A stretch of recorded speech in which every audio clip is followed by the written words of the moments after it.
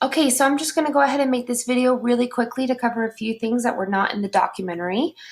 First, I want to cover 4 ways that African Americans attempted to be able to gain more rights. And a lot of these are ones that you already saw in the documentary just a few minutes ago. So, for example, legal strategy. So, if you were learning in that documentary about the Little Rock Nine and the desegregation of schools that began with a lawsuit, so that's, for example, using a legal strategy to be able to get more rights. Direct action is the vast majority of the ones that you just saw, such as things that directly challenge segregation, things that are public and visible, such as the Freedom Riders, sit-ins, marches, rallies, and boycotts. For example, the Montgomery bus boycotts is an example of a direct action. Nonviolent protest is the vast majority of the things that you just barely learned. Anything that's nonviolence and civil disobedience, you think of like Gandhi and peace and things like that, as well as Martin Luther King Jr. And self-defense is mostly what I'm going to talk about right now because the video that you guys watched didn't emphasize it very much at all, actually.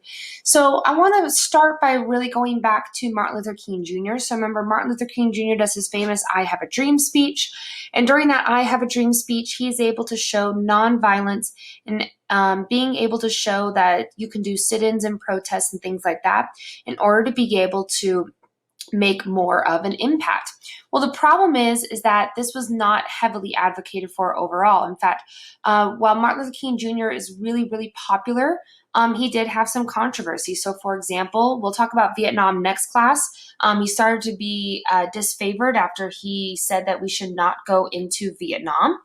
But also, additionally, he ended up getting assassinated. So even though he was nonviolent, he did die by assassination. At the anniversary was just actually a couple of days ago. And the person who did kill him did end up getting arrested, and he ended up dying in prison. But there were people that said that Martin Luther King Jr.'s nonviolent tactics were not working. And that really comes into fruition with what's known as the Black Panther Party. So it starts with a guy named Malcolm X, and Malcolm X was a very controversial figure. He believed in the idea of self-defense, which basically said we have every right to defend our race, our homes, and our people. And so he became very famous for the advocacy of violence. So some of his most famous statements, for example, is be peaceful, be courteous, obey the law, respect everyone. But if someone puts his hand on you, send him to the cemetery. Nobody can give you freedom. Nobody can give you equality or justice or anything. If you're a man, you take it. So he was willing to do anything possible to be able to get things done. Now, he was a member of what's called the Nation of Islam.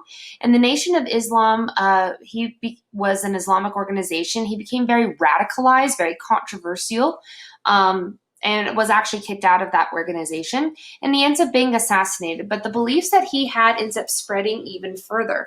So, for example, what happens is basically people want the self-defense. Why is there so much violence, and what can we do to stop it? So what happens is the Black Power movement begins to increase. So you can see this was at the beginning by Stokely Carmichael. It says, we've been saying freedom for 6 years. What we are going to start saying now is Black Power.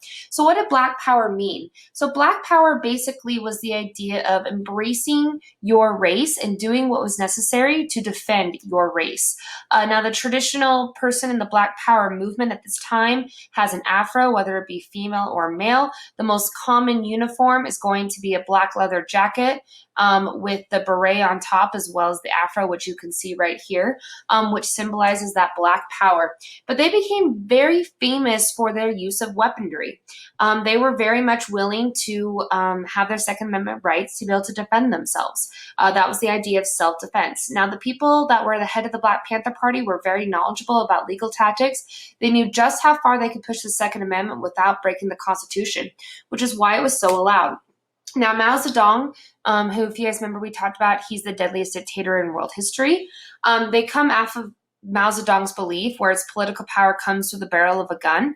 And so they began to have guns everywhere. So they had these things called Panther patrols, where basically they would go around, they do what's called policing the police. They would show up at courthouses, they would sit in court sessions and things like that. Anything they could do to protect the Black movement and the Black Power movement. Now, while it seems intimidating, they also did a lot of good things. They started free kindergarten programs. They gave a lot of food to the needy, invested in homeless shelters, but a very controversial group overall.